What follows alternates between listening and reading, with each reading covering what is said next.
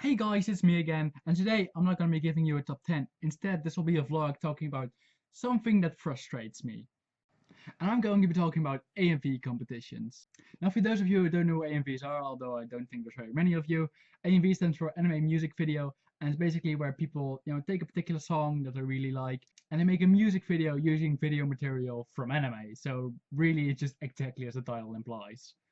And it's not the AMVs that frustrate me. Like AMVs, I think are amazing. There are so many great AMVs out there that just make me remember a certain series and remember everything that I felt for it and really make me feel it again. There are I have a lot of respect for people who make AMVs because a lot of them are really awesome. No, what frustrates me are AMV competitions. Because at pretty much every anime convention, at least here in the Netherlands, there are AMV competitions where people send in their AMVs that they made and they get judged by a jury or sometimes the audience on which one is the best. And the idea is really cool. I mean, like AMVs are cool and why not make a competition around it? But there's something there that inherently frustrates me about it, and I will explain that to you.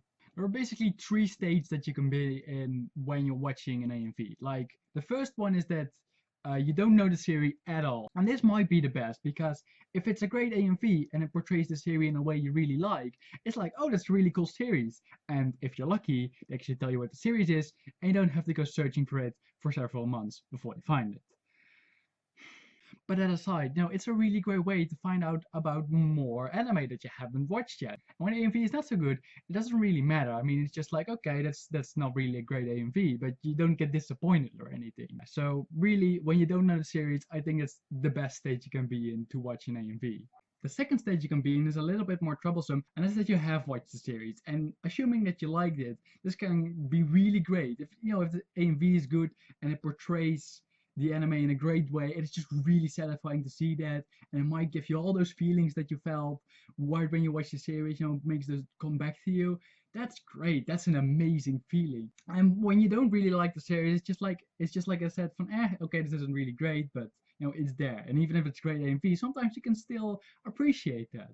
The only problem here is when you really like the series, but the AMV isn't that great or portrays the series in a way you don't really agree with.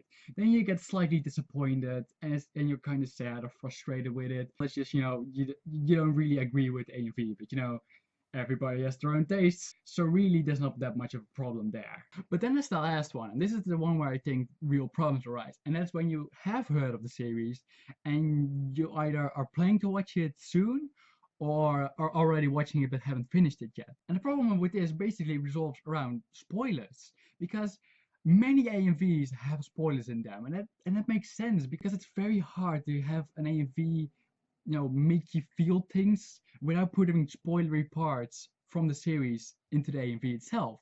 It's just really hard. When people do pull it off, I have a lot of respect for that. That's really awesome. But most of the time they just can't. And I understand that. But the problem is that during an AMV competition, you just sit there and you get a lot of AMVs thrown at you. And sometimes you're a series like, oh my god, I want to watch this series, but I haven't finished it yet. And you're afraid of spoilers. And you don't know if we can watch this AMV because it might have spoilers. And it might be a great AMV that you can't watch. It might even be a great AMV without spoilers, but you don't know that because there aren't any spoiler warnings in AMV competitions. You just see a lot of AMVs after one another. And because of that, you can never know when you can watch, and you miss out on so much, even if you don't have to. And that's why I think that AMV competitions can be very frustrating. And you might be saying like, well, there's a very easy solution for that. Just put spoiler warnings in AMV competitions. And indeed, that is a very simple and good solution. And it would be great if it was used, but I've never actually seen spoiler warnings in any AMV competition. And I don't know if people just have never thought of it, or just don't think it's that big of a deal. And not like I think it's a really big deal, but it's just something that frustrates me. And that's why I wanted to do a vlog about it. So, well, there you have it. That's why AMV competitions frustrate me. So yeah, that was my vlog. I really hope you guys enjoyed it. If you want to react to it, you can do so in the comments, or if you want to talk about your favorite AMV, you can also do it in the comments. If you want to see the previous vlog, you can click over here, and if you want to see another video, you can click over here. So yeah, that's it for me. Later!